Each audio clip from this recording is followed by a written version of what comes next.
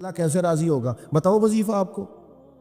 امام غزالی لکھتے ہیں کہ حضرت موسیٰ کلیم علیہ السلام نے اللہ کے حضور عرض کیا، مالک میری قوم پوچھتی ہے تو کیسے راضی ہوگا، ہم تجھے راضی کرنا چاہتے ہیں۔ تو حضرت موسیٰ علیہ السلام سے رب کریم نے فرمایا، ان سے جا کے کہہ دو کہ مجھ سے راضی ہو جائے، میں بھی ان سے راضی ہو جاؤں۔ یہ اپنے رب سے راضی رہیں، جو رب ان کے لیے فیصلہ کرے۔ وہ حضرت سفیان ثوری دعا مانگ رہے تھے نا، یا اللہ راضی ہو جا، یا اللہ راضی ہو جا، یا اللہ راضی ہو جا۔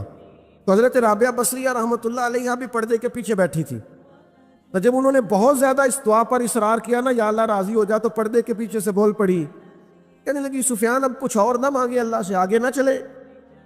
جناب سفیان کہنے لگے میں دعا ہی کر رہا ہوں کہ یا اللہ تو راضی ہو جا۔ تو فرمانے لگی پہلے اپنے دل پہ ہاتھ رکھ کے بتائیں آپ اللہ سے راضی ہیں؟ حضرت عباس ایک دن عرض کرنے لگے، یا رسول اللہ صلی اللہ علیہ وسلم میں تو آپ کی نبوت کی نشانیوں کا بڑا پرانا قائل ہوں۔ محبوب نے فرمایا چچا کس طرح؟ تو عرض کرنے لگے، یا رسول اللہ آپ پنگوڑے میں تھے، آپ جدھر جدھر انگلی کا اشارہ کرتے تھے چاند بھی ادھر ادھر ہی چلتا چلا جاتا تھا، چاند جھک جاتا جدھر انگلی اٹھاتے مہد میں، کیا اشاروں پر چلتا تھا کھلونا نور کا۔ نبی پاک صلی اللہ تعالی علیہ وسلم سے عرض کرنے لگے میں تو اس دن کا قائل ہوں، بدر میں زبردستی لائے گئے تھے دباؤ ڈال کے، اور حضور نے یہاں سے صحابہ سے کہا تھا میرے چچا کو کچھ نہ کہنا، ان کو تو زبردستی لایا گیا۔ نبی پاک علیہ الصلوۃ والسلام کا پیار، اور جب یہ آئے نا تو حضور نے فرمایا اب آئے ہو تو فدیہ بھی دو۔ انہوں نے بھی عذرائے محبت کہا کہ کہاں سے دو؟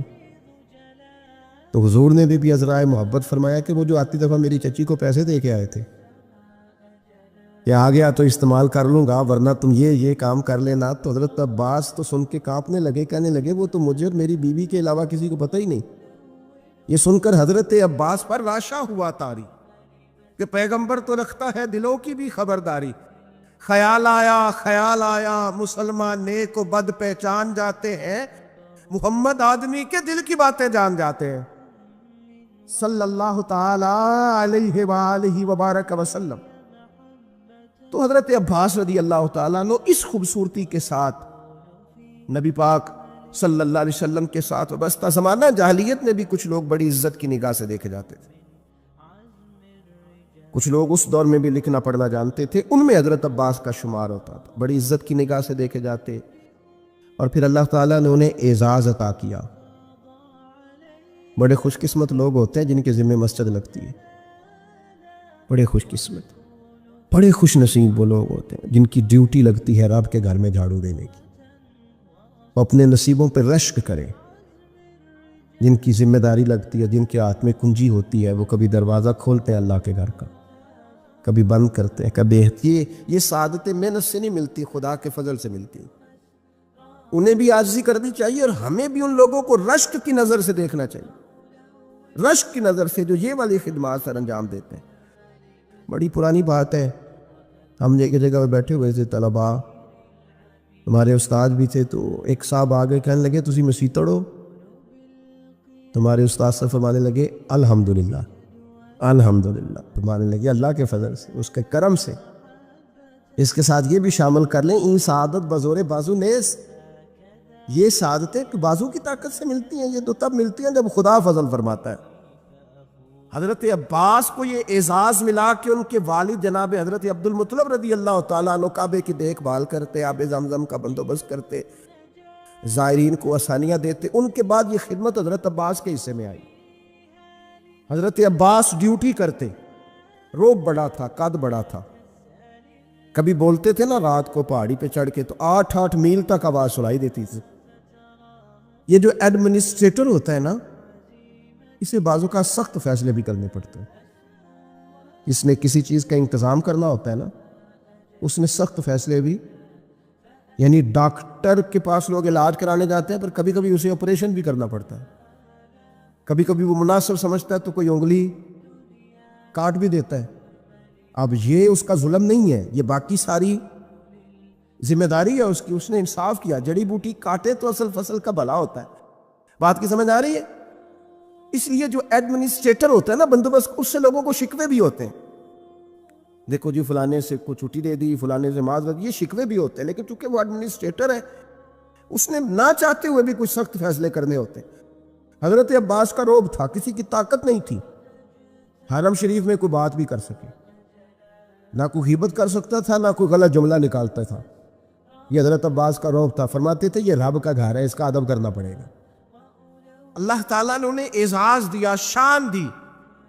نبی پاک صاحب الالاق سید عالم صلی اللہ علیہ وسلم ان سے محبت فرماتے.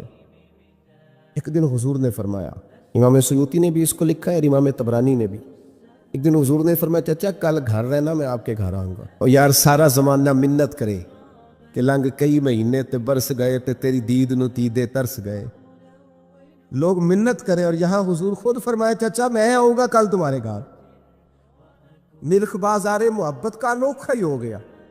نبی کریم صلی اللہ تعالی علیہ وسلم نے فرمایا چچا کل گھر رہنا, میں آؤں گا. چاشت کی نماز کے بعد محبوب ان کے گھر گئے.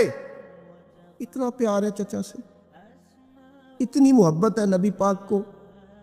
اپنے اس قریبی سے تشریف لے گئے اور پھر ان کو سارے خاندان سے کہا کہ جگہ اکٹھے ہو جاؤ. جب وہ اکٹھے ہو گئے تو اپنی مقدس چادر اوپر ڈال دی سب کے, اور پھر ہاتھ اٹھا کے کہا اللہ یہ میرے چچا ہے, میرے والد کی جگہ ہے.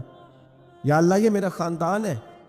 مالک جس طرح میں نے انہیں اپنی چادر میں چھپا لیا ہے, تو بھی رحمت میں چھپا لینا اور دوزخ سے ہمیشہ کے لیے دور فرما دینا. نبی پاک صلی اللہ علیہ وسلم نے پیار کیا. میرا یہ تجربہ ہے, بھتیجے بڑے پیارے لگتے اور بھتیجوں کو بھی چچا پیارا, لیکن وہ چونکہ برابر کا شریک ہوتا ہے نا ابا جائیداد میں چچا کے ساتھ, تو پھر تھوڑی بہت ہی ہلکی ہلکی رنجشیں بھی. میں اکثر کہتا ہوں کہ بندہ اپنے بچوں کے سامنے بھائی کی غلطیاں بیان کر لیتا ہے نا پہلے, کبھی غصہ آتا ہے پھر وہ ساری باتیں کر بیٹھتا ہے, لیکن اندر سے نا وہ بھتیجے برے لگتے نہیں. وہ اپنے بچوں سے ڈرتے ڈرتے باتیں کرتا ہے. میں ویسے بچے کہہ رہا ہوں, آپ نے کچھ اور بھی سمجھنا ہوا تو سمجھ لیجئے گا. میں ویسے بچے کہہ رہا ہوں کہ وہ ڈرتا ڈرتا باتیں بھائیوں کی کرتا ہے, لیکن بہرحال وہ پیارے ہوتے ہیں. میں نے دیکھا ہے ہمارے والد صاحب کبھی چچاؤں کو ضرورت پڑ گئی, کوئی ضرورت, تو اب وہ بات بلا کس طرح کرتے, وہ میرے کو نہ پھر 2 لاکھ مانگ لیا ہے, میں نہیں انہیں دے سکتا, انہیں نہیں میری مل پہ لاکھ کو دیاں گا پتر ہوں کنے کوئی دا پیچھے. تو میں ان کا چہرہ دے کے کہتا تھا, میں کہ ابا جی دل تو 2.5 دن تے کردا ہے, لیکن وہ ہمیں مطمئن کر رہے ہیں نا, آپ ہمیں راضی کر رہے ہیں, تو دل تو کردا ہے کہ انہیں 2 مانگے ہیں تو میں انہوں 2.5 دیا. پیارے ہوتے ہیں نا بھائی, کیا کیا جائے, ان جیسا رشتہ کوئی نہیں. لیکن وہ بندہ باتیں کر بیٹھتا ہے تو تھوڑا بہت پھر وہ نا اپنے بچوں کو مطمئن کرنے کے لیے, وہ بھی میں نے بھائی دیکھے ہیں جو دروازوں پہ کھڑے ہو کے بھائیوں کو دیکھتے ہیں, الماریوں سے دیکھتا ہے, ایسے قد اونچا ہوتا ہے میرا بھائی فلانی جگہ کامیاب ہو گیا, یہ ہوتا ہے, کیا کیا جائے. تو حضرت عباس رضی اللہ تعالیٰ عنہ کا حضور سے پیار اور نبی کریم کا اپنے چچا سے پیار, یہ کوئی انفرادی سا رنگ ہے, انفرادی سا. اور پھر چچی کا پیار. ایک دفعہ حضرت ام فضل نے نا لاٹھ لے کے ڈنڈا لے کے مارا ابو لہب کو, اس نے کو بات ایسی کر دی تھی تو چچی نے مارا. یعنی چچی کا حضور سے بڑا پیار. میں کبھی کہتا ہوں کہ آپ کو یہ ساری باتیں مجھے اور آپ کو پتہ چل جائے نا, صرف پتہ ہی چل جائے, ان سے اتنی روشنی ملے گی کہ ہمارے گھروں تک نور آئے گا, ہماری گھریلو زندگیاں سکون میں آ جائیں گی اگر ان لوگوں کے حالات ہم تک آ جائیں.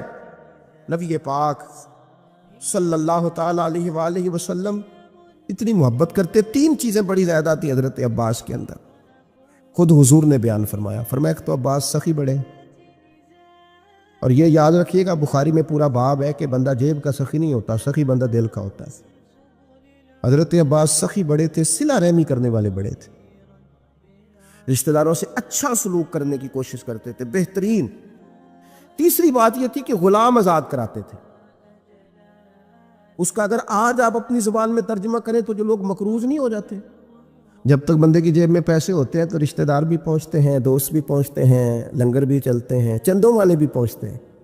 مسجد بنانی ہے, مدرسہ بنانا ہے, قبرستان کا مسئلہ ہے, گلی بنانی, سارے پہنچتے ہیں. اور اگر قرضہ چڑھ جائے تو پھر ادھر ادھر بیٹھ کے باتیں کرتے ہیں, کہتے ہیں اس نے دھوکے کیے, اس نے فراڈ کیے, اس نے فلان کیے. او خدا کے بندو, قرضہ تو چڑھ ہی جاتا ہے, اور اگر قرضہ ولیوں پہ رہا, صحابہ پہ رہا, انبیاء پہ رہا, یہ کوئی اس طرح کا مسئلہ ہے کہ آپ جس بندے کو جس اینگل سے بھی دیکھیں، اس پر میں رات دوستوں سے کہہ رہا تھا کہ ایک بندہ مصیبت میں اور دوسرا اسے دیکھ کے خوشی کا اظہار کر رہا ہے. معاذ اللہ ایک بندہ مشکل میں ہے، نبی پاک صلی اللہ علیہ وسلم نے فرمایا کسی کو مصیبت میں دیکھ کے خوشی کا اظہار نہ کرنا، ورنہ اس پہ اللہ رحمت کر دے گا اور تمہیں اس میں مبتلا کر دے گا. ہم تو الٹا کہانیاں بناتے ہیں، تنقید کرتے ہیں، بندہ الجھ جائے تو طنز کرتے ہیں. باغاں اندر ہریل توتا تے نمیاں نمیاں روے تے آکھے باغاں والے پتھر نہ مارو متے کوئی پردیسی ہوئے. پہلے ایک آدمی تکلیف میں ہے، تاڑی مار اڑانا باہو اسی تے گئی اڈن آ رہے، پہلے دکھ میں ہے اور تو اور تکلیف دے رہا ہے. اس لیے عزیزو یہ جو انداز ہے یہ ٹھیک نہیں ہے. حضرت عباس کا طریقہ کیا ہے؟ یہ جو ہوتے تھے نا غلام، ان کی گردنیں پیسے لے لیتے تھے، ان کے مالک تو گردنیں. چلے آج بھی اگر آپ نے ترجمہ کرنا ہو تو لوگ ایڈوانس لے کے نہیں بیچارے پھنس جاتے، جان چھوٹتی ہے پھر اس ملازم کی. تھوڑے تھوڑے قرضوں میں لوگوں کو قیدی نہیں بنا لیا جاتا. حضرت عباس کا شوق تھا غلاموں کو خرید کے آزاد کرنا. کہتے تھے اللہ کے بندے آزادی سے زندگی گزارے تو میرا دل ٹھنڈا ہوتا ہے. غلام آزاد کرنا، او بھائی مقروض کو تو زکوٰۃ بھی لگتی ہے. ہمارے یہاں جب لوگ مقروض ہو جاتے ہیں تو معاذ اللہ خودکشیاں کرتے ہیں. کیوں؟ کہ ہم آگے بڑھ کے ان کا ہاتھ نہیں تھامتے، ان کی مدد نہیں کرتے. حضرت عباس نے تو وصال سے کچھ دن پہلے اپنے شہزادے سے فرمایا یہ میں نے 70 لوگوں کی لسٹ بنائی ہے، یہ غلام ہے پتر، ان کو خرید کے آزاد کرنا ہے. 70 لوگ آزاد کیے انہوں نے. لوگوں کی گردنیں چھڑانے کے لیے کردار ادا کریں. اگر کوئی بیچارہ کہیں الجھ گیا تو بازو تھام کے باہر نکالیں، یہ خیر والا کام ہے، اسے کرے. نبی پاک صلی اللہ علیہ وسلم کی جو خوبصورت مسجد مبارکہ نا، مسجد نبوی شریف، اس کے بالکل ساتھ پہلے تو حضرت عباس نے کئی دفعہ کہا یا رسول اللہ میں بھی آ جاؤں مدینے، فرمایا آپ وہاں ٹھہریے. اور حضور فرمانے لگے میں نبیوں میں آخری ہوں اور لگتا ہے آپ ہجرت کرنے والوں میں آخری ہوں گے مدینہ کی طرف آنے والے. خود حضور نے جب اجازت دی تو تشریف لائے، مسجد نبوی کے ساتھ مکان بنایا. حضرت عمر فاروق کا دور خلافت تھا. یہ آپ کو کتب حدیث میں ہر جگہ حدیث ملے گی اور مسند امام احمد بن حنبل میں ملے گی. آپ گزر رہے تھے حضرت عمر فاروق، تو حضرت عباس کا گھر قریب تھا، تو جمعے والا دن بعض کتابوں میں آتا ہے جمعے کا دن تھا، حضرت عمر آ رہے تھے اور انہوں نے نا اوپر کوئی مرغا بھی ذبح کیا ہوا تھا اور پانی بھی چل رہا تھا، تو پرنالہ گلی میں تھا، وہ پانی حضرت عمر پہ گرا. آپ نے محسوس کیا کہ تو باقی نمازیوں کو بھی تکلیف دیتا ہوگا، بھائی مسجد کے دروازے پر پرنالہ ہو تو کوئی برداشت کرتا ہے. حضرت عمر نے کہا اکھیڑ دو پرنالہ، اکھیڑ دیا. سید اللہ فاروق اعظم نے نماز پڑھائی. نماز کے بعد حضرت عباس آئے رضی اللہ تعالیٰ، پہلے لگے پرنالہ آپ نے اکھیڑا. جناب عمر نے وجہ بیان کی، فرمایا وہ چینٹے پڑتے تھے، نمازیوں کو تکلیف ہوتی تھی، معقول وجہ، اکھیڑ دیا. حضرت عباس کہنے لگے بالکل ٹھیک ہے، میں آپ پر کوئی جبر نہیں کرتا، میں جواب میں کوئی بات نہیں کرتا، ایک بات صرف کہتا ہوں وہ سن لیں گے. حضرت عمر نے کہا کہیے. تو حضرت عباس کہنے لگے جب میں یہ مکان بنا رہا تھا تو حضور تشریف لائے تھے اور نبی پاک صلی اللہ تعالیٰ علیہ وسلم نے نا میرے کندھوں پہ خود سوار ہو کے اپنے دست مبارک سے یہ پرنالہ لگایا تھا. کپڑے پہ چیٹے پڑے ہیں نا، وجہ تو موجود ہے نا. اب حضرت عمر نے اس پر کیا تبصرہ کیا، تھوڑا سائڈ پہ کر لیں، چلے اگر حضور نے لگایا تھا تو اس کو دوسرے کونے پہ لگا لیں، کوئی تبصرہ نہیں. تم کہتے ہو کبھی تعمیر کے نام پر، کبھی فلاں چیز کے نام پر، کبھی فلاں چیز کے نام پر.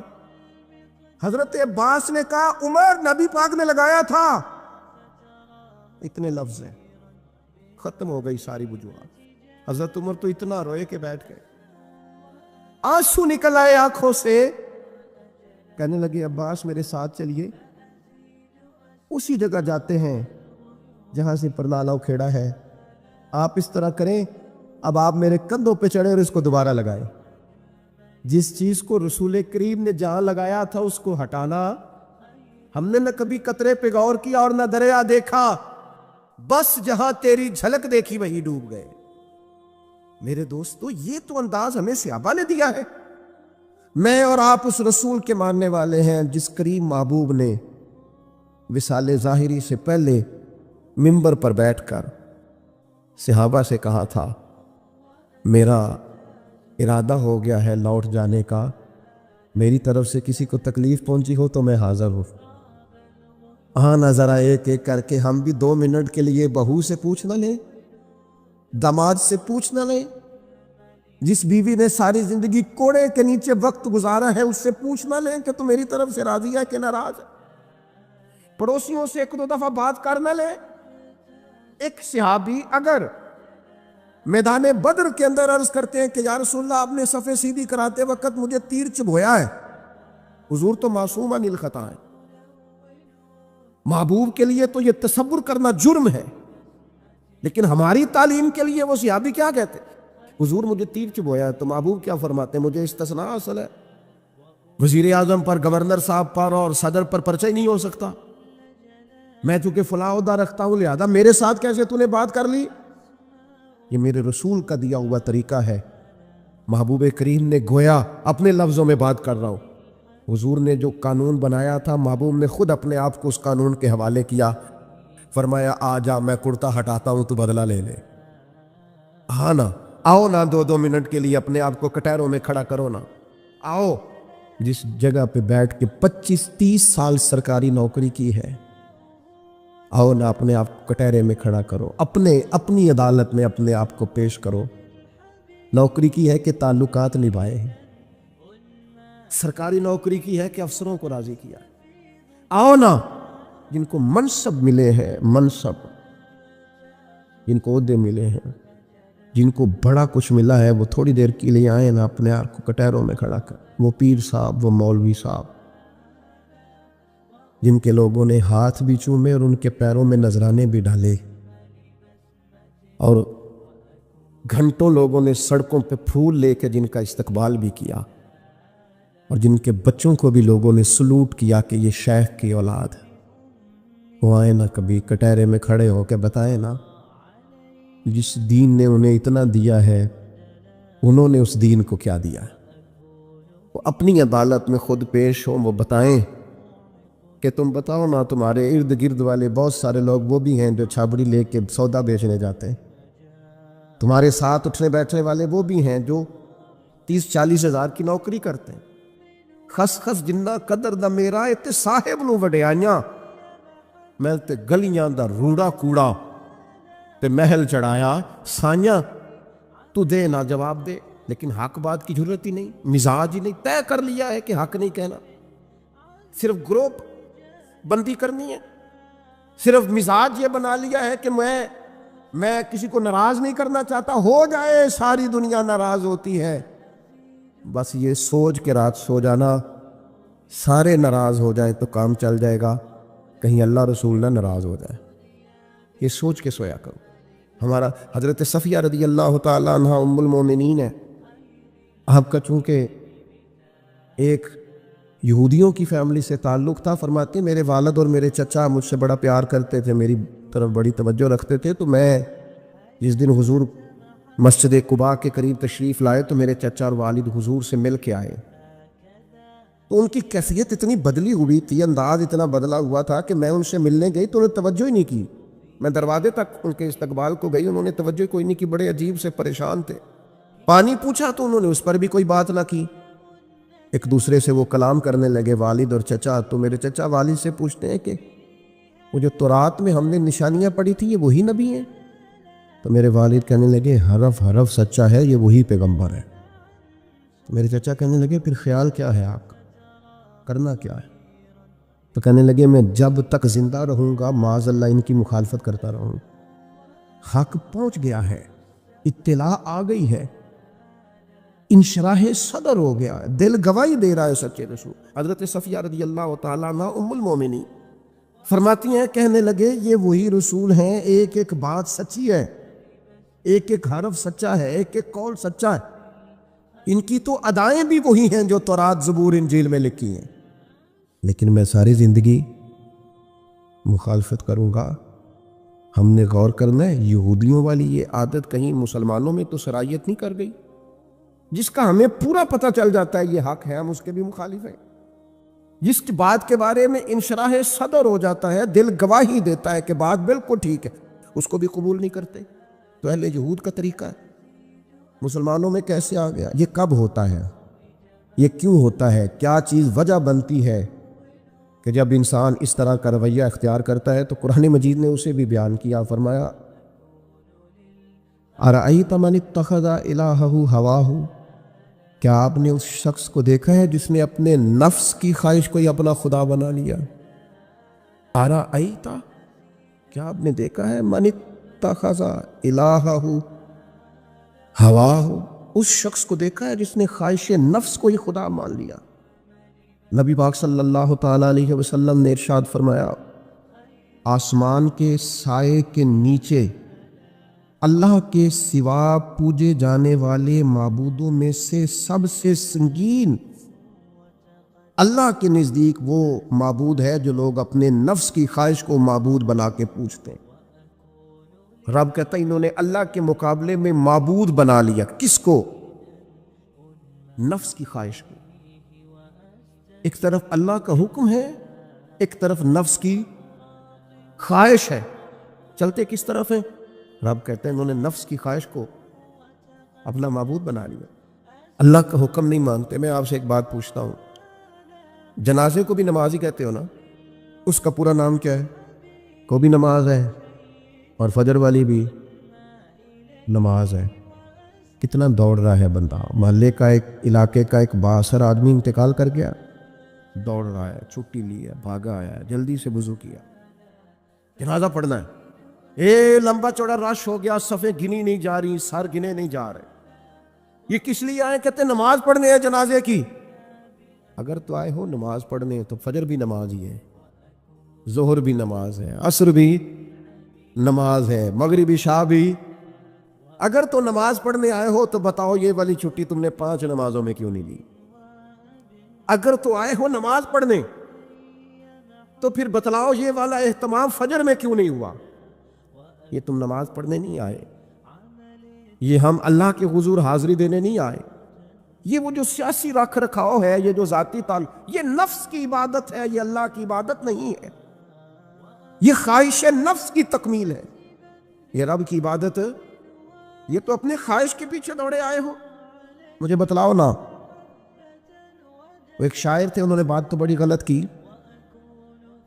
لیکن چلو بعض اوقات نصیحت کے لیے کچھ باتوں کو دہرا دینا چاہیے۔ پاکستان کے ایک معروف شاعر تھے، ان سے کسی نے کہا کہ آپ مسلمان ہیں؟ کہنے لگا آدھا مسلمان ہوں آدھا کافر ہوں۔ تو کس طرح؟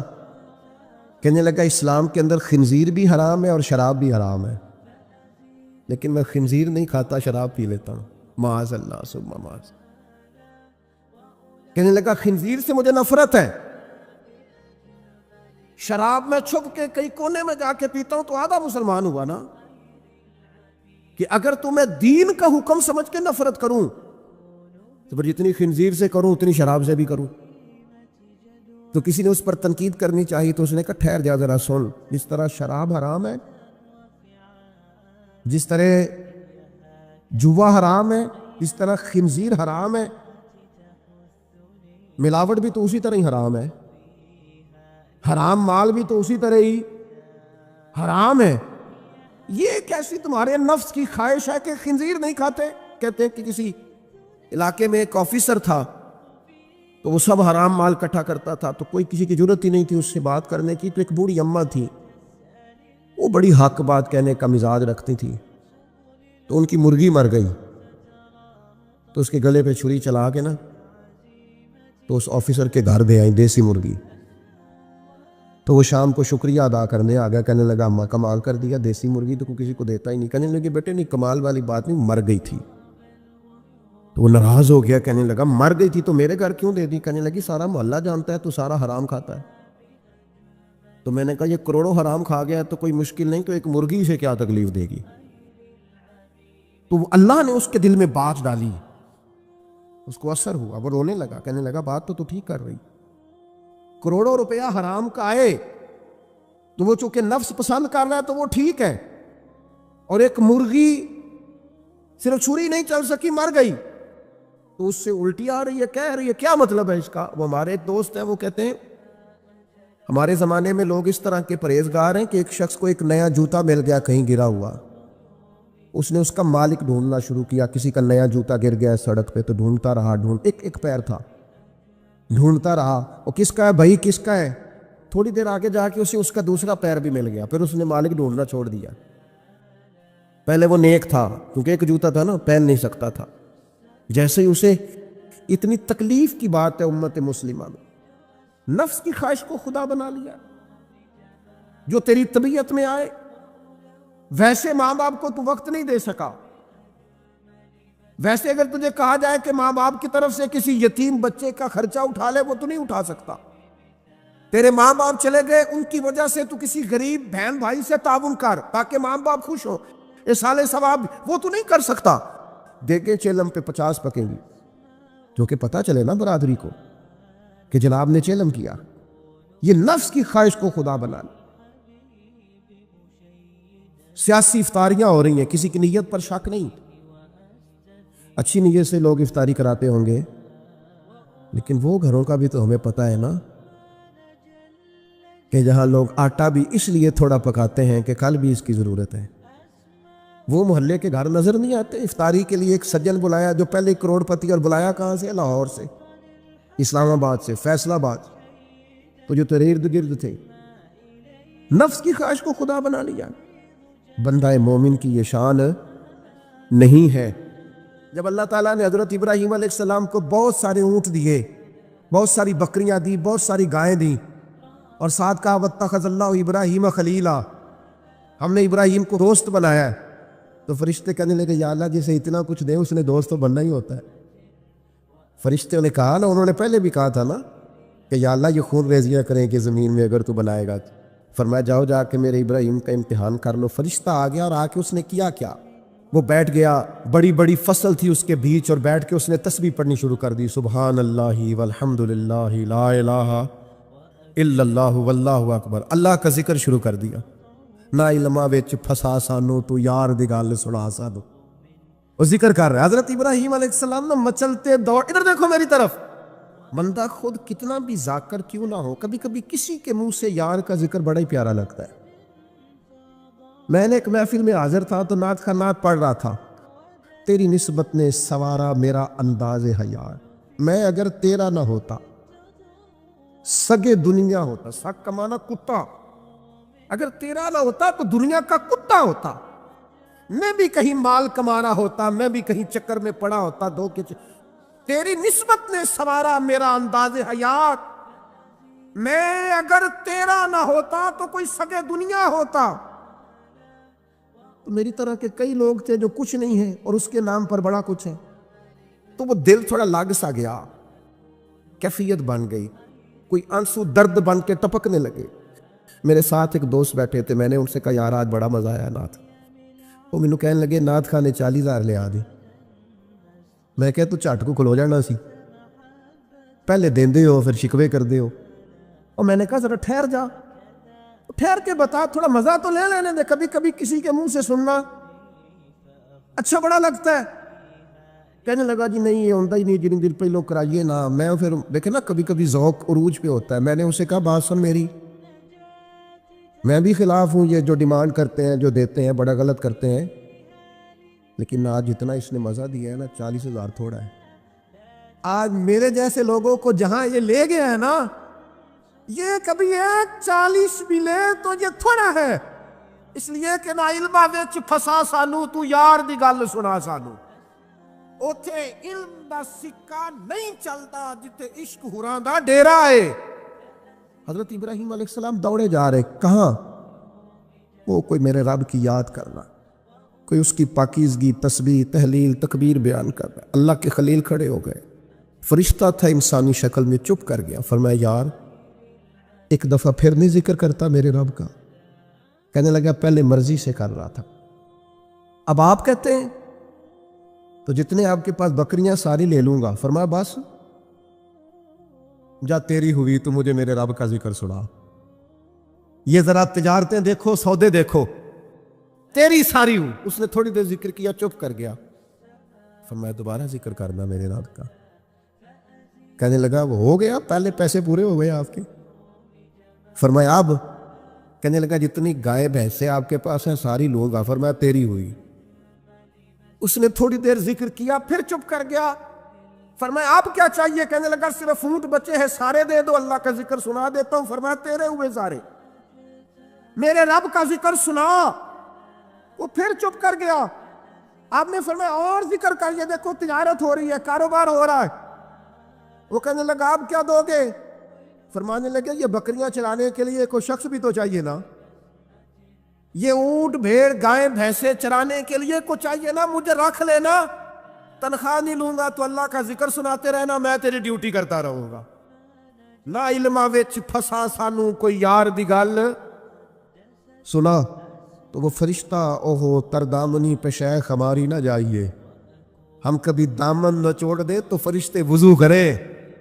وہ فرشتہ تھا، فرشتوں کے آنسو نہیں آیا کرتے، فرشتوں میں وہ درد نہیں ہوتا، وہ معصوم مخلوق ہے اللہ کی۔ فرشتہ کھڑے ہو کے کہنے لگا مالک میں گواہی دیتا ہوں یہ شخص اس قابل ہے کہ اسے اللہ کا خلیل بنایا جائے، یہ اس قابل ہے کہ خلیل اللہ بنے۔ واتخذ اللہ ابراہیم خلیلا۔ یار ساری زندگی صرف وہی تجارت کرنی ہے کہ لاکھ کے 2 ہو جائیں؟ کوئی ایسی تجارت بھی کرو نا، کوئی ایسا سودا بھی کرو نا۔ قحط پڑ گیا نا مدینہ منورہ میں، مکہ معظمہ میں، فصلیں نہیں ہو رہی، حالات خراب ہے۔ راغبت ہے جو چیزیں شارٹ ہو جاتی ہیں پھر ان کے دام بھی، یہ سیلاب آیا تھا تو خیمے مہنگے کر دیے تھے مسلمانوں نے، لوگوں کو خیموں کی ضرورت تھی تو خیمے، یہ کرونا آیا تھا تو مسلمانوں نے ماسک مہنگے کر دیے تھے کیونکہ مجبوری تھی نا، لوگوں نے لینے تھے۔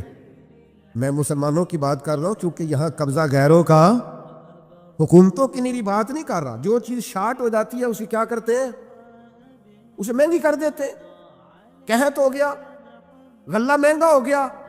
حضرت عثمان غنی رضی اللہ تعالیٰ عنہ نے کسی ملک سے 10 اونٹ غلے کے بھرے ہوئے بوریاں لدی ہوئی منگائے، تاجر آگے کہنے لگے عثمان آپ بڑے تاجر ہیں تو اس زمانے میں آپ کا مال آ رہا ہے تجارت کا، تو آپ، ہم مال نہیں دیکھتے، جو ہے نا اندر، جو جس طرح کا بھی ہے، جتنی قیمت آپ نے بتائی ہے وہ بھی آپ پر اعتبار کرتے ہیں، اس سے ڈبل لے لیں۔ تو عثمان غنی فرمانے لگے میں نے سودا پہلے کر لیا، شانے تاجر تھے نا، اس طرح کی بھی تجارتیں ہوتی ہیں۔ فرمایا میں نے سودا کر لیا ہے، مجھے تو اس سے زیادہ ملتا ہے۔ ایک تاجر بولا کرنے لگا چلو 3 گنا لے لیں۔ آپ نے فرمایا یار میں نے تمہیں بتایا تو ہے، میرا سودا ہو گیا، مجھے زیادہ ملا ہے۔ ایک نے کہا 4، ایک نے کہا 5، بالآخر کہنے لگے اس سے زیادہ تو کوئی دے ہی نہیں سکتا، ہم بھی جانتے ہیں سارے مکے کو، سارے مدینہ طیبہ کو، اتنا بڑا تاجر ہی کوئی نہیں، آپ کو کتنا مل رہا ہے؟ فرمایا 700 گنا۔ وہ کہنے لگے جی یہ سوال ہی نہیں پیدا ہوتا، آپ بندے تو بڑے سچے ہیں، پتہ نہیں آپ کیا کہہ رہے ہیں۔ اٹھ کے چلے گئے، مال آ گیا۔ حضرت عثمان غنی رضی اللہ تعالیٰ عنہ نے مدینہ شریف میں اعلان کرایا جس غریب کے پاس غلہ کوئی نہیں آ کے لے جائے۔ وہ تاجر پھر آئے کہ جناب سمجھ نہیں آئی، آپ تو کہتے تھے میں نے سودا کر لیا ہے۔ عثمان غنی فرمانے لگے دنیا دار ہو نا وہیں اڑے ہوئے ہو، میں نے واقعی سودا کیا ہے پر کیا اپنے رب کے ساتھ ہے، میرا مالک 700 گنا اجر دے گا، وعدہ ہے اس کا۔ اس کے بھوکے بندوں کو، غربا کو، مساکین کو، یتیموں اسیروں کو کھلاؤں گا تو 700 گنا۔ ساری تجارتیں بندوں سے نہیں ہوتی، کچھ تجارتیں رب سے بھی ہوتی، کچھ سودے ایسے ہیں جو اللہ کے ساتھ ہوتے، جو رسول کائنات کے ساتھ ہوتے، لہذا ہم نے سودا کر لیا ہے، تجارت ہو گئی۔ یہ بڑی قیمتی تجارت ہے۔ وہ تاجر کہنے لگے عثمان اللہ تمہارے ایمان میں اور مضبوطی پیدا فرمائے، کیا جب لوگ ریٹ بڑھا کے چیزیں بیچ سکتے ہیں آپ نے فری کر دی، فی سبیل اللہ کر دی۔ دوستو کچھ تجارتیں ایسی ہیں جو اللہ کے ساتھ بھی کرو، کچھ سودے ایسے ہیں جو قیامت کے لیے بھی بچا کے رکھو، کچھ چیزوں کا نفع آپ یقین کریں جہاں جس کا جو بھی تعلق ہے صرف دنیا کے لیے، صرف دنیا داری سیدھی کرتے ہیں۔ مرشد کے پاس ایک میں نے بات کرنی ہے، اور وہ میرے دوست بڑے مجھ سے پیار کرتے ہیں اور میں بھی بڑا ہی پیار کرتا ہوں۔ مسجد میں بیٹھا ہوں اور باوضو ہوں اور دیانتداری سے کہہ رہا ہوں مجھے اپنے سنگیوں سے بڑا ہی پیار ہے۔ لوگ کہتے ہیں پیر جھوٹے ہیں، جعلی ہیں، میرا کہنا یہ ہے کہ مرید بھی بڑے جعلی ہیں۔ وہ پیر صاحب سے آ کے کہتے ہیں میری دنیا داری نہیں چل رہی، کوئی دعا کر دے۔ دنیا داری سے پیر کا کیا تعلق؟ یہ تو نے جا کے مشورہ کسی تاجر سے کر لینا تھا پیسے کیسے کمایا جاتا ہے۔ جعلی مریدی کرتے ہو، جس سے صرف اللہ رسول کے لیے رشتہ رکھنا چاہیے تھا اس سے دنیا داری کا رشتہ رکھتے ہو، اس سے وہ والا تعلق بناتے ہو جس سے تھوڑی دنیا چمکے، لوگوں کو پتہ چلے میرا تعلق ہے، میرا رابطہ ہے۔ حضرت سلطان باؤ رحمت اللہ نے رو کے کہنے لگے، کسی نے کہا تھا حضور بڑے مرید ہیں آپ کے، تو حضرت سلطان باؤ رو پڑے، فرمانے لگے رب دا طالب کوئی نہیں ملیا، اے جو ملے طالب زردہ ہوں، یہ دنیا کے طالب ملے، دنیا کے، یہ یہاں بھی آتے ہیں نماز پڑھوں تو رزق میں برکت ہو جائے، نماز پڑھوں تو کاروبار چل جائے، اللہ اللہ کروں تو میرا فلانا کام ہو جائے، کوئی وظیفہ بتا دے مشکل حل ہو جائے، او یار وہ بھی تو وظیفہ پوچھنا جس سے اللہ راضی ہو جائے، وہ بھی تو وظیفہ پوچھنا جس سے حضور کی محبت نصیب۔ رب دا طالب کوئی نہ ملیا، جو ملیا طالب زردہ ہوں، سہ نفل نمازاں پڑھیاں، ظالم نفس نہ مردہ ہوں، بانج فقیروں کسے نہ ماریا، اے ہوئی چور اندر داؤ۔ خدا کے بندو کس طرح کا تعلق، کس طرح کا لینا دینا۔ میرے حضور قبلہ عالم رحمت اللہ تعالیٰ علیہ فرمایا کرتے تھے، دوستو مجھے دنیا کا کام کوئی نہ بتانا، میں نے اپنے رب سے کہہ دیا ہے کہ ان کے دنیاوی مسئلے ویسے ہی حل رکھنا، انہیں مجھے کہنا ہی نہ پڑے، دنیا کے مسئلے نہ بتانا، مجھ سے اللہ رسول کی بات پوچھنا، کیونکہ میں چھوٹا سا طالب علم ہوں دین کا، میں تمہیں اللہ رسول کی بات بتانا چاہتا ہوں۔ کیا کریں؟ یہ والی تجارت کرو اللہ کے ساتھ، یہ والا رشتہ بناؤ۔ ایک خاص بات اور آپ سے کرنی ہے، ایک بہت بڑی تجارت، ذہنی تجارت بھی ہے، اللہ کی رحمت کی امید کبھی نہیں چھوڑنی۔ یہ انویسٹمنٹ کرنی ہے کہ کبھی، آپ کو پتہ ہے رحمت الہی کی امید رکھنا واجب ہے، یعنی یہ ذنی مسئلہ نہیں، یہ ضروریات دین کا مسئلہ ہے، اور یہ امید آخر تک نہیں ٹوٹنی چاہیے، ہر وقت رحمت کی امید رکھیں، ہر وقت کرم کی، یہ ذہن بنائیں۔ پھر دیکھ اس پر نتیجے کتنے، امام قرطبی روایت لائے ہیں، فرماتے ہیں دو بندوں کو قیامت والے دن نہ حکم ہوگا چلو دوزخ میں، تمہارے اعمال ایسے ہیں جس پر فیصلہ جہنم کا ہے، دونوں بندے ہیں، ایک نے دوڑ لگا دی دوزخ کی طرف، دوڑتا جا رہا ہے تیزی سے، اور دوسرا نہ ایک قدم آگے رکھتا ہے پھر پلٹ کے پیچھے دیکھتا ہے، پھر ایک قدم آگے رکھتا ہے، فرشتے لے جا رہے ہیں، پھر پلٹ کے پیچھے دیکھتا ہے، دوزخ کا دروازہ آ گیا، رب کریم کی آواز رحمت آئی، انہیں واپس بلاؤ نا، دونوں کو واپس بلایا۔ سارا کچھ جاننے والا رب پوچھتا ہے، وہ جو دوڑ کے گیا تھا اسے پوچھتا ہے دوڑ کے کیوں گیا تو؟ وہ کہتا ہے مالک زندگی میں تیری مانی کوئی نہیں، سوچا چلو آج ہی مان لوں۔ اللہ کی رحمت کو جوش آیا، فرمایا اسے تو بھیجو نا جنت میں۔ چلو اس وقت صحیح اطاعت کا جذبہ تو بیدار ہوا نا۔ دوسرے سے پوچھا بھائی تو کیوں نہیں جا رہا تھا؟ وہ کہنے لگا مالک میری ساری زندگی کی امید رہی ہے کہ میرے رب نے معاف کر دینا، معافی مل جانی ہے، کرم ہو جانا ہے، فضل ہی ہونا۔ یہ جو لوگ کہتے ہیں نا جی اوہو قدم آگے رکھتا ہوں میرا پیچھے جاتا ہے، تو بھئی اللہ کا فیصلہ اگر پیچھے جانا ہے تو اس پہ خوش ہو جا، تو خدا کی رحمت پر امید تو کر، جو اللہ فیصلہ کرے گا کرم والا ہوگا۔ وہ عرض کرنے لگا مالک فرشتے مجھے لے جاتے تھے پر میرے اندر سے آواز آتی تھی رب کریم ہے، آواز کرم آ جائے گی۔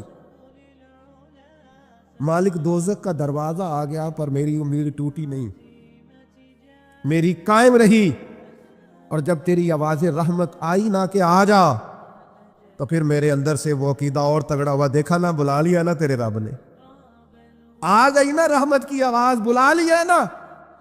تو اللہ کریم نے فرمایا فرشتوں اس کے سارے گناہوں پر قلم پھیر دو، جو میری رحمت کی اتنی امید رکھے اسے دوزخ میں نہیں جنت میں داخل کیا جاتا ہے۔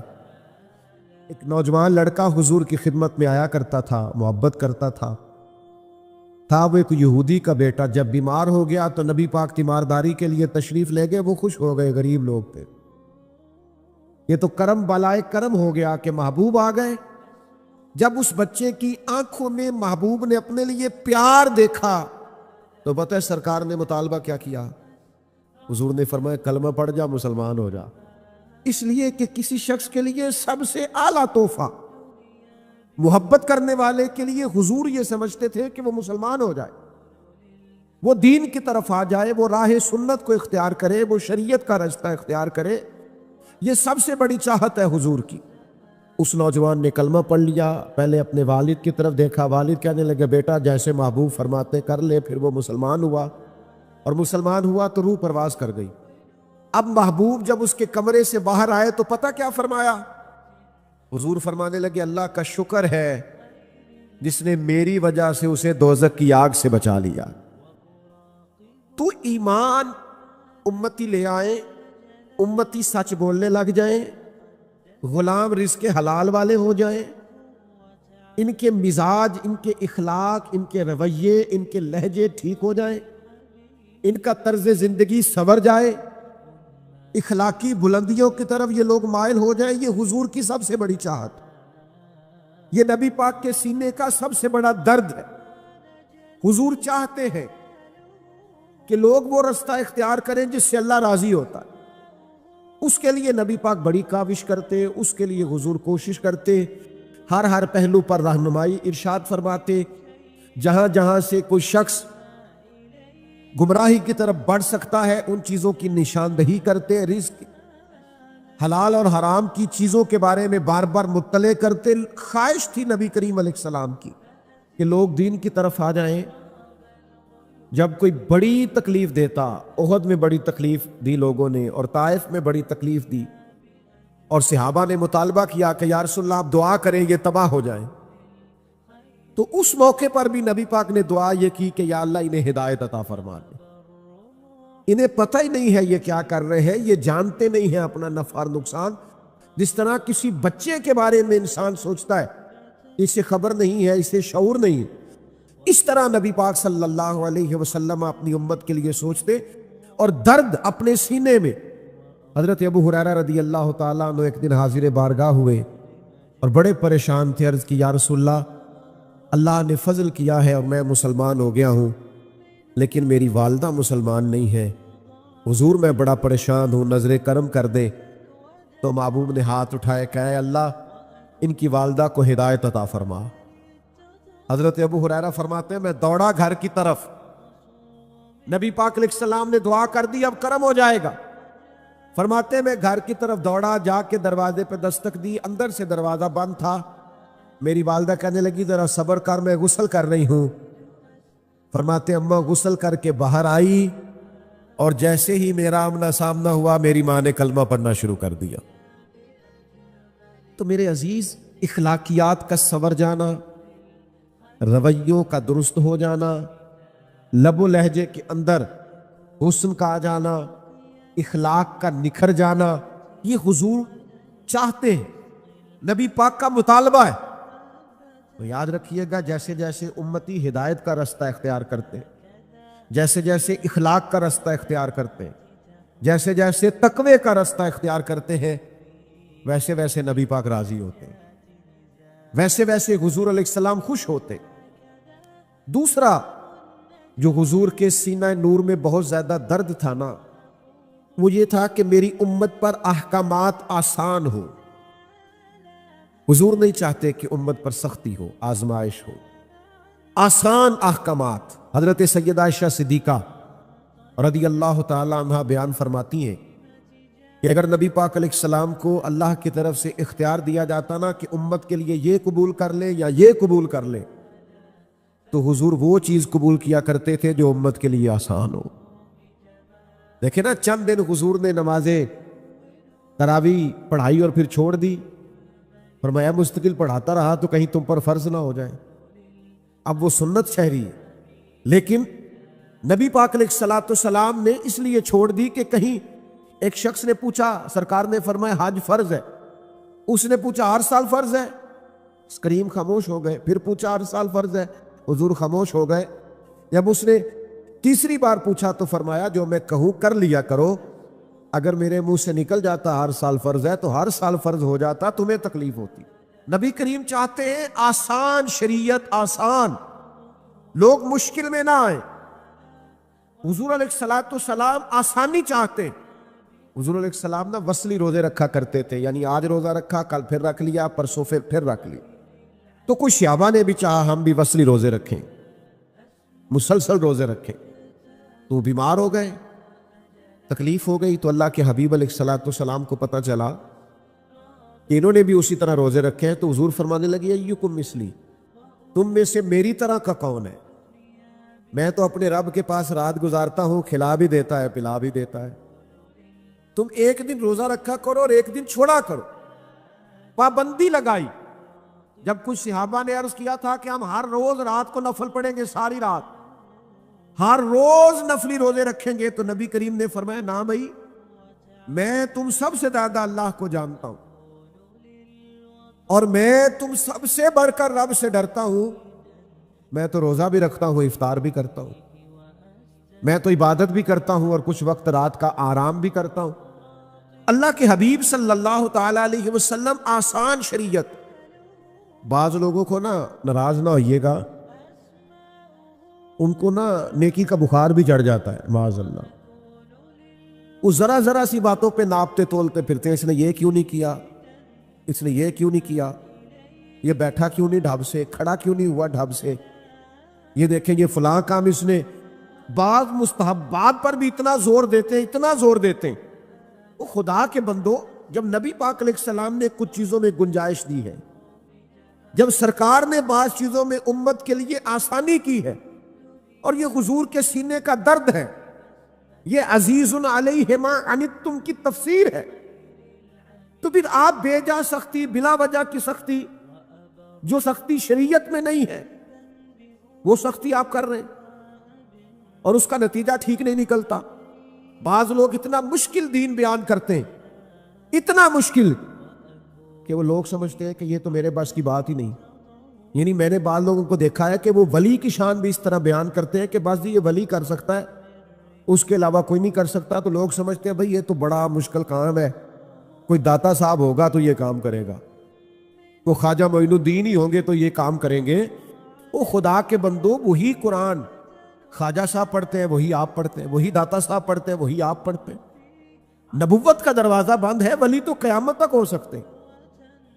تو ہم کیا کرتے ہیں کہ بعض چیزیں اتنی مشکل کر کے بیان کرتے، اور پھر ہمارے ہاں چونکہ کرامتوں کا بھی ایک سلسلہ چلتا ہے، تو وہ ایسی انوکھی انوکھی کر کے بیان کی جاتی ہیں کہ وہ ماوراء العقل چیزیں چلی جاتی۔ تو شریعت کا وہ خاص حسن جو آسانی والا ہے، جس کا مطلب یہ ہے کہ اس پر عمل کیا جا سکتا ہے۔ ہاں، ہر چیز میں رخصت کو تلاش نہ کریں، آپ ہر چیز کو مشکل اپنی طرف سے نہ بنا دیں، لیکن یہ کہ وہ والا دین کا پہلو بیان نہ کریں۔ نبی پاک علیہ السلام جو دین لے کے آئے وہ تو قابل عمل ہے، وہ تو آسان ہے، وہ تو پیار والا ہے، اس کے تو انسان قریب چلا جاتا ہے، وہ تو جاذبیت والا ہے، اس کو تو جیسے جیسے بندہ پڑھتا جاتا ہے اسے لگتا ہے یہ تو پیارا ہی بڑا ہے، یہ تو دین حسین ہی بڑا ہے۔ جیسے جیسے شریعت اسلامیہ کو انسان دیکھتا جاتا ہے، غور کرتا ہے، مطالعہ کرتا ہے، علم پاتا ہے، اسے احساس ہوتا جاتا ہے کہ یہ تو بڑا خوبصورت ہے، بڑا میٹھا ہے، بڑا قابل عمل ہے۔ ایک امام صاحب نا نماز پڑھاتے تھے لوگوں کو، یہ بخاری مسلم میں حدیث موجود ہے، نماز پڑھاتے تھے، لیکن بہت لمبی نماز پڑھاتے، بہت لمبی۔ اب کچھ بیچارے ایسے لوگ بھی ان کے پیچھے کھڑے ہوتے جو سارا دن اونٹ چراتے رہے، محنت مزدوری کرتے رہے، لیکن بہت لمبی نماز پڑھاتے۔ تو لوگوں نے آ کے شکایت کی، آپ نے بات کو سمجھنا ہے۔ آج تو لوگ طلباء پر پابندی لگا دیتے ہیں نا کہ پورا قرآن مجید پڑھنا، میری دکان پہ قرآن پڑھنے آئے ہو، ایصال ثواب کے لیے پڑھنے آئے تو سارا پڑھ کے اٹھنا۔ تو وہ بہت لمبی نماز پڑھاتے تھے۔ نبی پاک علیہ السلام کے حضور شکایت عرض کی گئی کہ یا رسول اللہ، ہم مزدور لوگ ہیں اور مزدوری کر کے آتے ہیں، اور یہ اتنی لمبی نماز پڑھاتے ہیں کہ وجود تھکتا ہے۔ نبی کریم علیہ السلام نے انہیں بلایا، اور صحیح حدیث میں موجود ہے کہ حضور ناراض ہوئے، اور ان لفظوں کے ساتھ ناراض ہوئے، فرمایا میں لوگوں کو دین کے قریب کرتا ہوں تو دور کرتا ہے۔ یعنی وہ پڑھا تو نماز ہی رہے تھے نا، سنا تو قرآن ہی رہے تھے، لیکن ہمارے ہاں بعض لوگوں نے دین اس طرح بیان کیا ہے، اور بعض لوگوں نے اس کا در زیادہ بعض مستحبات میں شدت کی ہے کہ لوگ پریشان ہو جاتے۔ تو حضور چاہتے ہیں کہ دین آسان، اس پر لوگ عمل کر سکے، اگرچہ یہ حضور ہی کا اختیار ہے، آج ہمارا نہیں۔ لیکن آپ کبھی غور کریں نا کہ ایک شخص نے آ کے کہا تھا یا رسول اللہ میں 2 ہی نمازیں پڑھوں گا، اگر آپ کہتے ہیں تو میں کلمہ پڑھ لوں، اگرچہ اختیار یہ صرف حضور کا ہے، یہ چھٹی آج نہیں کو دے سکتا. حضور میں 2 ہی پڑھوں گا، تو میرے کریم فرمانے لگے تو 2 ہی پڑھنا، کلمہ تو پڑھنا، آ تو صحیح نا، قبول تو کرنا. شارحین حدیث نے لکھا ہے یہ جس نے کہا تھا نا 2 پڑھوں گا، پھر بعد میں یہ تہجد بھی پڑھا کرتا تھا. لیکن اس کو آنے تو دینا، اس کو پہنچنے تو دینا، قریب تو آنے دے. لیکن مزاجوں کی شدت، وہ بعض اوقات لوگ ہمیں بھی کہتے ہیں پیر صاحب وہ تسی فلانے مرید نو کہو نا ٹھیک ہو جائے فٹافٹ، یہ بھی کرے وہ بھی کرے. سب ہو سکتا ہے، آتے ہی کہا جا سکتا ہے کہ آپ میری طرح کی بہت بڑی پگڑی رکھ لیں، جبہ پہن لیں، سارے کام ہو سکتے ہیں. لیکن میرا یہ خیال ہے کہ دھیرے دھیرے آئے گا نا تو ذرا سوچ سمجھ کے آئے گا اور پکا ہو کے آئے گا. کئی دفعہ یکدم آتے ہیں تو جتنی زور سے گیند دیوار کو لگتی ہے پھر اتنی زور سے واپس لوٹ جاتی ہے. تو نبی پاک صلی اللہ تعالیٰ علیہ وسلم یہ چاہتے ہیں کہ لوگوں کو آسانی دی جائے. آپ دیکھیے نا، شدید بھوک لگی ہو نا اور ادھر جماعت کھڑی ہے تو شریعت کہتی ہے پہلے روٹی کھا لے پھر نماز پڑھنا، تاکہ دل جمی سے تو پڑھ سکے نا. نبی پاک علیہ السلام کے بعض اعمال بڑے پسندیدہ ہیں، لیکن حضور فرماتے ہیں میرا دل بڑا کرتا ہے پر تمہیں تکلیف ہوگی، میں تم پر پابندی نہیں لگا. حضور فرماتے ہیں ہر وضو کے ساتھ مسواک ضروری قرار دینے کو دل چاہتا ہے. میرا دل چاہتا ہے کہ میں عشاء کی نماز دیر تک مؤخر کرنے کا لوگوں سے کہوں کہ رات کے آخری حصے میں جا کے پڑھے، لیکن لوگوں کو دقت ہوگی، میں یہ نہیں کرتا. تو جب نبی پاک علیہ السلام آسان دین دیتے ہیں تو ہمیں بھی چاہیے اپنی نئی نوجوان نسل کو دین کی تعبیر اس طرح کی بتائیں کہ ان کا عمل کرنے کو دل کرے، قریب آنے کو دل کرے. آپ شریعت اسلامیہ کا کوئی ایسا زاویہ بیان نہ کرے جس سے لوگ سمجھے کہ نہیں یہ تو 1400 سال پہلے معاذ اللہ شاید عمل ہو سکتا تھا اور آج عمل نہیں ہو سکتا. تیسرا پہلو، نبی کریم صلی اللہ تعالیٰ علیہ وآلہ وسلم کے سینے میں نا لوگوں کا غم، دنیاوی غم بھی ہے، ایمان اور ہدایت کا غم بھی حضور نے پالا ہے. شریعت آسان ہو یہ بھی نبی پاک کا غم ہے سینے کا، اور یہ بھی حضور کا غم ہے کہ لوگوں کے دنیاوی مسائل بھی ٹھیک ہو. یاد رکھیے گا اور اس کو سمجھ لیجئے گا بات کو کہ نبی پاک صلی اللہ تعالیٰ علیہ وسلم عام معاملات کے اندر بھی، عام معاملات دیکھیے، حضور لوگوں کو مکہ مکرمہ سے مدینہ طیبہ لے کے آئے تو حضور سے بڑھ کر کوئی توکل کا سبق دینے والا نہیں ہے، اور صحابہ سے بڑھ کر کوئی صابر بھی نہیں، توکل کرنے والا بھی نہیں. لیکن جب لوگوں کو حضور مکہ مکرمہ سے مدینہ طیبہ لے کے آئے تو سب سے پہلے ان کی رہائش کا بندوبست کیا. مہاجرین سے کہا انہیں بھائی بھائی بناؤ، ان کی رہائش، ان کی خوراک، ان کے کاروبار، ان کی ساری چیزوں کا نبی پاک نے خیال رکھا، توجہ فرمائی. اور پھر نبی پاک علیہ السلام نے انہیں تبلیغ پر یا جہاد کی طرف متوجہ کیا جب تک لوگ گھر سے سکھی نہ ہو، جب تک ان کے دنیاوی مسائل ہی حل نہ ہو. آپ یہ کیسے توقع کرتے ہیں کہ وہ کوئی دین کے کام میں پوری دلچسپی لے پائیں گے؟ میرے عزیز، نبی پاک علیہ السلام کے سینے میں یہ دکھ رہتا. یعنی حضرت ربیعہ بن کعب نبی پاک کو وضو کراتے، خدمت کرتے، ڈیوٹی کرتے، تو وہ صرف وضو کراتے تھے. تو یہ نہیں فرمایا کہ چلو کراتا ہے تو کراتا رہے، آج کل جو رواج ہے. حضور نے ان سے پوچھا آپ شادی کیوں نہیں کرتے؟ ایک شخص صرف اتنی ڈیوٹی کرتا ہے کہ وضو کراتا ہے. تو حضور یہ خیال کرتے ہیں کہ اس کا گھر بسنا چاہیے، اس کی زندگی کے سارے معاملات بہتر ہونے چاہیے. نبی کریم صلی اللہ تعالی علیہ وسلم نے فرمایا شادی کیوں نہیں کرتے؟ حضرت ربیعہ بن کعب کہتے ہیں میں نے عرض کی حضور نہ کوئی کاروبار، نہ کوئی بڑا قبیلہ، نہ کوئی رنگ، نہ کوئی روپ، ہمیں کون رشتہ دے گا؟ فرماتے محبوب مسکرا دیے. اگلے دن پھر حضور نے پوچھا شادی کیوں نہیں کرتے؟ میں نے پھر عرض کی حضور نہ تو کوئی رنگ روپ ہے، نہ کوئی کاروبار ہے، نہ کوئی اونچا قبیلہ ہے، کون رشتہ دے گا؟ تیسرے دن پھر کریم نے فرمایا. تو میرے دل میں خیال آیا جب حضور جو فرماتے ہیں، جب نبی پاک فرماتے ہیں تو جو حضور کہہ دیں سانو قید سجن دا گہرا ہے، وہ جنج رکھے ایسا اونج رہنا ہے. ٹھیک ہو گئی بات. اگر حضور فرماتے ہیں تو ختم ہے معاملہ. میں نے عرض کی حضور کرا دے. یہاں تک نبی پاک بندوبست فرماتے میرا رشتہ بھی حضور نے طے کروایا، اور ایک صحابی سے فرمایا اس کو کھجور کی گٹھلی کے برابر سونا بندوبست کر کے دو، اس نے حق مہر دینا ہے۔ اور ایک صحابی سے فرمایا تم خرچ کرو تو اس نے ولیمہ کرنا۔ فرماتے ہیں میرے سارے انتظام ہی مجھے مدینے والے محبوب نے کرا کے دیے۔ حضور دنیاوی مسائل کا بھی خیال کرتے میرے بھائی، ایک دوسرے کے دنیاوی چیزوں کا بھی خیال کریں، لوگوں کے معاشی مسائل کا بھی خیال کریں، دکھوں کا بھی خیال کریں۔ دیکھیں کس قدر نورانی طریقے سے آپ بیٹھے اور کہاں تک آپ کا اجتماع ہے۔ یہ نورانی اور پروکار مجمع، اگر ہم آج نیت کر لینا کہ ایک ایک بندہ ایک ایک بندے کا خیال رکھے گا۔ حضور نے فرمایا 2 کا کھانا ہو تو 3 کھا لیا کرو، اور 3 کا ہو تو 4۔ لیکن وہ مسئلہ یہ ہے کہ وہ ہمیں نا، جب تک تو ہم غریب ہوتے ہیں ہمارا خیال ہوتا ہے کہ اللہ پیسے دے گا تو انشاءاللہ میں فلاں فلاں غریب کا خیال کروں گا، لیکن جب پیسے آ جاتے ہیں نا، پھر ہمیں گھر کے سامنے والا پلاٹ پسند آ جاتا ہے، پھر وہ ہمیں بڑی پریشانی ہوتی ہے کہ یہ مل جائے تو یہاں گاڑی کھڑی کیا کروں گا، سہولت ہو جائے۔ پہلے ہمارا دل ہوتا ہے 4 پیسے آ گئے تو غریبوں کا، بہن بھائی غریب جو ہوں گے، رشتہ دار دوست احباب خیال کرو، اور پھر جب اللہ وسعت دے دیتا ہے پھر ہمیں محسوس ہوتا ہے گاڑی تو چھوٹی ہے، یہ کبھی بڑی مل جائے نا، کبھی اس سے بھی بڑی مل جائے نا۔ اپنے ہی بارے میں خدا مجھے ایسی خدائی نہ دے کہ اپنے سوا کچھ دکھائی نہ دے۔ تھوڑا تھوڑا دوسروں کے بارے میں سوچیں، تھوڑا تھوڑا دوسروں کا خیال کریں۔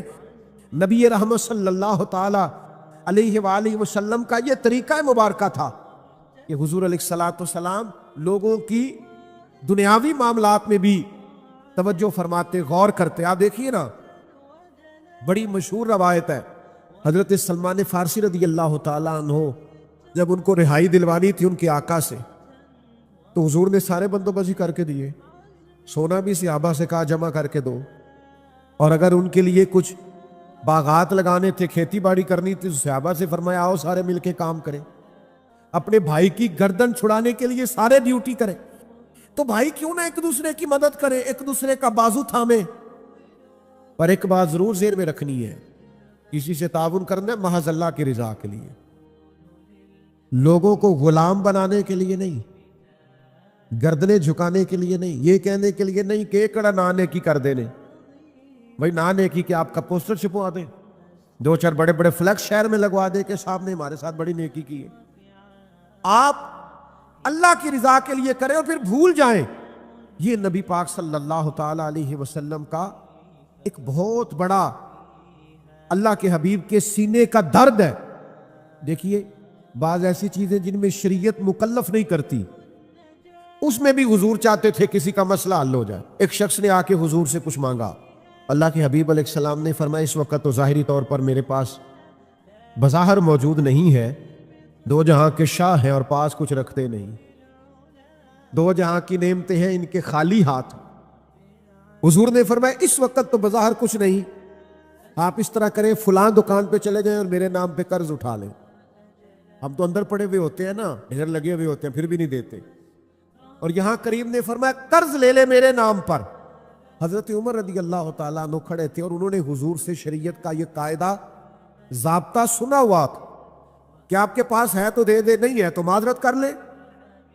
حضرت عمر عرض گزار ہوئے کہ یا رسول اللہ صلی اللہ تعالیٰ علیہ وسلم، اللہ کا دین تو ہمیں اس کا پابند نہیں کرتا کہ قرض اٹھا کے اللہ کی راہ میں دیا جائے۔ حضرت عمر مسئلہ دریافت کر رہے اور حضور کی سکھائی ہوئی بات عرض کر رہے کہ یا رسول اللہ قانون ویسے یہ نہیں کہ آپ کے پاس ہے تو دے دے، نہیں ہے تو معذرت کر لے۔ تو حضور نے حضرت عمر کا اس موقع پر یہ بات کرنا پسند نہیں فرمایا۔ حضرت بلال عرض گزار ہوئے یا رسول اللہ آپ بانٹیے، عرش کا مالک بڑا ہی عطا کرنے والا۔ حضور خوش ہو گئے، چہرہ مبارک اور زیادہ جگمگا اٹھا۔ کریم فرمانے لگے قرض لے لو میرے نام پر، یعنی قرض اٹھا کر بھی اگر کسی کی مدد کی جا سکتی ہے، اس کی ضرورت پوری کی جا سکتی ہے تو نبی کریم کرتے تھے۔ لیکن ہمارے یہاں تو اندر سرمایہ پڑا رہتا ہے، ہم تو سارا کچھ پاس ہوتا ہے اور ہمارے اڑوس پڑوس میں لوگ بھوکے ہوتے ہیں، ہمارے گھر میں بہترین کھانا پکا ہوتا ہے، 10,000 کا فاسٹ فوڈ پھر بھی دروازے پہ لیے ایک شخص کھڑا ہوتا ہے، لیکن اسی گھر کے کونے کے اندر کچھ ایسے لوگ بھی ہوتے ہیں جنہوں نے شام اچار سے کھائی ہوتی ہے، لیکن ہمیں وہ نظر ہی نہیں آتے، دکھائی نہیں دیتے، توجہ ہی نہیں کرتے، ذہن ہی نہیں بنتا۔ میرے محبوب کا میلاد منانے کے لیے اتنی بڑی تعداد میں جمع ہونے والے حضور کے غلاموں، یار تھوڑا تھوڑا احساس ایک دوسرے کا پیدا کریں۔ دکھ بڑے بڑھ گئے ہیں، تکلیفیں بڑی بڑھ گئی ہیں، یہ سیلاب آیا ہے، غریبوں کی غریبی میں اور اضافہ ہو جائے۔ کسان جنہوں نے محنت کر کے فصلیں بوئی تھیں، نتیجے کا وقت آیا ہے تو وہاں پانی آ کھڑا ہوا ہے۔ جن کا سارا گزارا جانوروں پہ ہوتا تھا، ان کے جانور بہہ گئے، انہوں نے اپنی آنکھوں سے بہتے ہوئے دیکھے، اور کچے میرے مکان کی دیوار کیا گری، لوگوں نے میرے صحن میں رستے بنا لیے۔ حالات اور ہو گئے، آزمائش بڑھ گئی، دکھ بڑھ گئے، تکلیفیں بڑھ گئی۔ تھوڑی دیر خبریں چلیں گی، تھوڑی دیر تبصرے ہوں گے، تھوڑی دیر غور کیا جائے گا کہ آخر پانی کیوں آیا، پھر اس پر بھی ٹی ویوں پہ ڈبیٹ ہوگی کہ آئندہ کیسے روکا جائے۔ لیکن وہ جو بچے لے کے سڑک پہ آ گئے، ان کو کل کو وہ سارا کچھ خود سے کرنا ہے۔ ان کی آزمائش بڑھ گئی، انہوں نے بڑی مشکل سے کچھ گھروندے کھڑے کیے تھے، لیکن وہ بہہ گئے تنکوں کی طرح۔ تھوڑا تھوڑا دکھ بانٹنا شروع کرے، تھوڑا تھوڑا خیال رکھنا شروع کرے، تھوڑا تھوڑا ایک دوسرے کا احساس کرنا شروع کرے، تھوڑا تھوڑا درد بانٹنا شروع کرے، اندر سرمایہ رکھ کے، اندر چیزوں کو رکھ کے۔ کس طرح ہماری طبیعت یہ چاہتی ہے، ہم نے ساری زندگی لوگوں کو راضی کرنے میں گزار دی، ساری زندگی بڑھاپا آ گیا بچوں کو پالتے، اور بچوں نے آخری عمر میں کہہ دیا ابا اگر کوئی ڈھب کا کام کر لیتے تو آج ہمارے دن بھی پھیر نہ جاتے۔ ساری زندگی گزار دی بہن بھائیوں کو راضی کرنے میں، ساری زندگی گزار دی ذمہ داریاں اٹھانے میں۔ ان کو 99 دفعہ دیا، ایک دفعہ نہیں دیا تو انہوں نے کہہ دیا تو نے تو کبھی دیا ہی نہیں، تو تھا ہی نہیں۔ ساری زندگی محلے داروں، علاقے والوں کو راضی کرنے میں گزار دی۔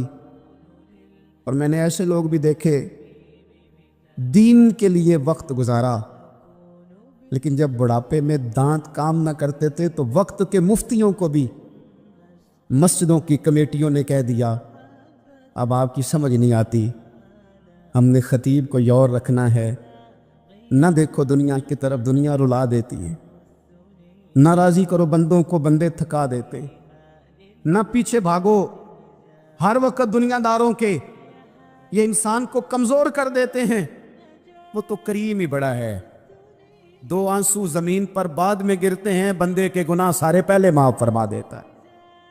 اللہ کی مدد کا حصول، اپنے مالک کی مدد کی طرف بڑھنا، آپ کو بدر کی جنگ بھی یہی درس دے گی، آپ کو احد کا میدان بھی یہی سبق دے گا، فتح مکہ بھی یہی سبق دے گا۔ میرے دوستو، جب رب مدد فرمائے، جب اللہ مددگار بنے، دوستوں سے ایک بات اکثر کرتا ہوں، میں کہتا ہوں کہ جتنے درد سے آپ امیر کو اپنی کہانی سناتے ہیں نا، اور جس طرح آپ کے آنسو بات کرنے سے پہلے گر جاتے ہیں کہ غریب ہیں، بچیاں ہیں، کاروبار نہیں، او میرے سنگیو، اس سے آدھے آنسو اپنے رب کی بارگاہ میں بکھیرو، اس کے حضور عرض گزار ہو جاؤ، اس سے طلب کرو۔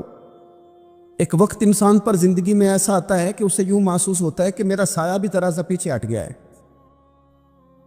اسے یوں لگتا ہے کہ میں کسی سہارے پہ ہاتھ ڈالتا ہوں تو وہ بھاگ جاتا ہے مجھ سے۔ لیکن مالک کی بارگاہ ایسی عظیم بارگاہ ہے، رب رسول کے آستانے اتنے بڑے ہیں کہ آپ جب وہاں کشکول طلب دراز کرتے ہیں تو جھولی پھیلانے میں دیر لگتی ہے، ان کو بھرنے میں تو کوئی دیر نہیں لگتی۔ ہم نے اپنا سوچ کا قبلہ ہی دنیا کو بنا لیا ہے۔ یہ جو اللہ والوں کی مدد ہے، یہ تو ہے اللہ ہی کی مدد ہے، لیکن یہ جو سیٹھوں کی طرف توجہ کرنا، نوابوں کی طرف توجہ کرنا، دنیا داروں کی طرف توجہ کرنا، اور اپنا مزاج اس طرح کا بنا لینا، یارو گردن کو جھکا دیتا ہے خیرات کا پتھر، جہاں میں مانگنے والوں کے سر کبھی اونچے نہیں ہوتے۔ اور اقبال کہتے ہیں غیرت ہے بڑی چیز جہان تگ و دو میں، پہناتی ہے یہ فقر کو تاج سردارا۔ میں عرض کروں گا کہ اپنی آپ جب توجہ کا قبلہ اللہ رسول کو بنائیں گے تو رب فرماتے ہیں وَيَرْزُقْهُ مِنْ حَيْثُ لَا يَحْتَسِبُ، میں نہ تجھے وہاں سے رزق دوں گا جہاں سے کبھی تیرا گمان بھی نہیں گیا ہوگا، یہاں سے بھی مل سکتا ہے، تو نے سوچا بھی نہیں ہوگا۔ بخاری شریف میں حدیث ہے، حضرت جابر بن عبداللہ فرماتے ہیں نبی پاک صلی اللہ علیہ وسلم نے 300 لوگوں کا ایک لشکر روانہ کیا کسی مہم کے لیے، کسی جہاد کے لیے۔ حضرت ابو عبیدہ بن جراح رضی اللہ تعالیٰ عنہ امیر لشکر تھے۔ فرماتے غربت اتنی زیادہ تھی، بھوک اتنی زیادہ تھی کہ ایک ایک کھجور دن میں ایک وقت کھانے کو ملتی تھی، اور کچھ دن ایسے آئے کہ اب کھجور بھی نہیں مل رہی۔ فرماتے اتنی زیادہ بھوک لگی مجاہدین کو، 300 بندہ پتے کھا کے گزارا ہونے لگے۔ یہ بخاری میں موجود ہے۔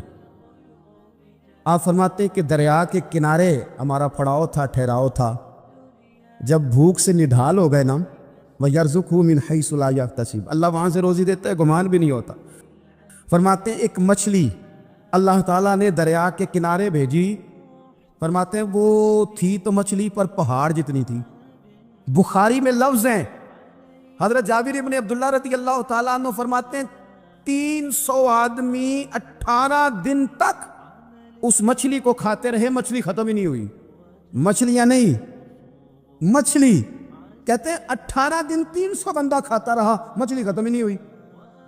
اور فرماتے ہیں کہ اس کی ہڈی نکال کے، کانٹا کہیں گے آپ اپنی زبان میں، کہتے ہیں وہ نکال کے نا تو اس کو کھڑا کیا نا جب، تو اونٹ کجاوے سمیت اس کے بیچ سے گزر جاتا تھا، 2 اس کے کانٹے جوڑے۔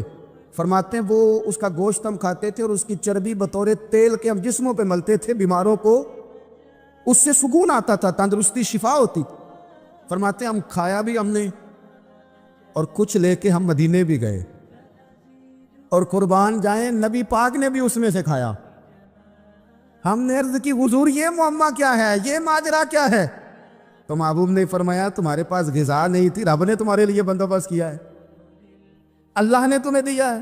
مکان شروع کر لیا، ایک صاحب نے مکان بنانے لگے، آپ وہ حساب لگا رہے ہیں، کہتے ہیں میرے پاس اتنے پیسے ہیں، اتنے میں نے فلانے دوست سے کہنا ہے اس نے دے دینے، اتنے فلانے رشتہ دار سے کہنا ہے اس نے دے دینے، اتنے فلانے سے کہنا ہے اس نے دے دینے۔ یہ ساری کاپی بنا کے مکان شروع کر لیا۔ جو روز کہتا تھا نا کوئی حکم ہو جاتے دسی، سب سے پہلے اس کو کہا میاں پیسے چاہیے، وہ کہندا ہو کل ہی منڈا ٹوریا ہے، کدے تو پرسوں 10 داتے لب جانے سن۔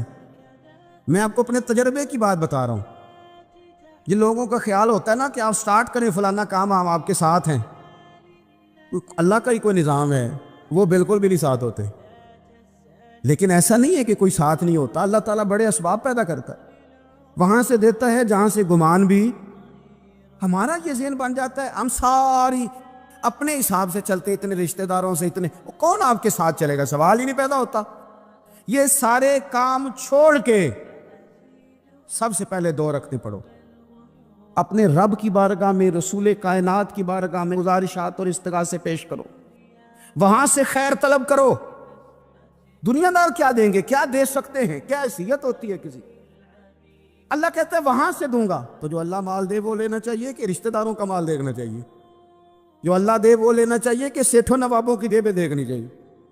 جو اللہ دے وہ قبول کرنا چاہیے یا دیکھنا چاہیے کون سا آدمی کہاں پہنچ گیا؟ چھوڑو، اپنی مٹی پہ چلنے کا سلیقہ سیکھو۔ کسی کے سنگ مرمر پہ چلو گے تو پھسل جاؤ گے۔